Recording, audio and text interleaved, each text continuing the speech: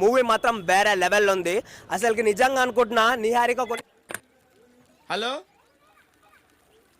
నిజమా అల్లుడు ఏమైనా సినిమా నాన్న, ఏదో పేరు రాకాసాన ఉంది కదా, ఒక హర్రర్ మూవీ కదా అని చెప్పేసి వచ్చిన. What a vision, what a thought.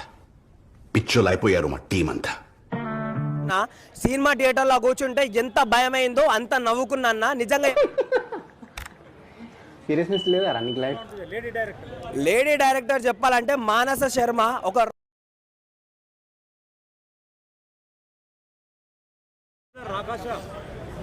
Cinema అదిరిపోయింది అసలు. నేను ఎక్స్పెక్ట్ చేసి టచ్ చేసావు, నా గుండెల్ని టచ్ చేసావు. టచ్ లో ఉండు, ట్రై చేస్తాను. ఎక్స్పెక్ట్ చేసుకున్న దానికి మించుంది. సో నిహారికకి మంచి హిట్ పడింది.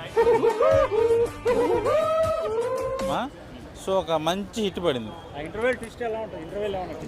చచ్చిపోతావురా డైనోసర్, అక్కడ పారిపో.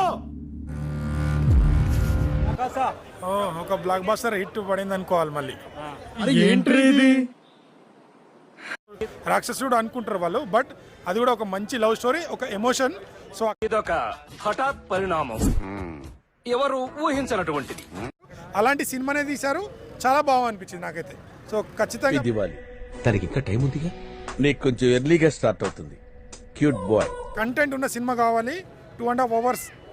వా ఇలాంటి చాలా ఉన్నాయి, ఇంకా దాచాం కుప్పలు కుప్పలుగా ఉన్నాయి.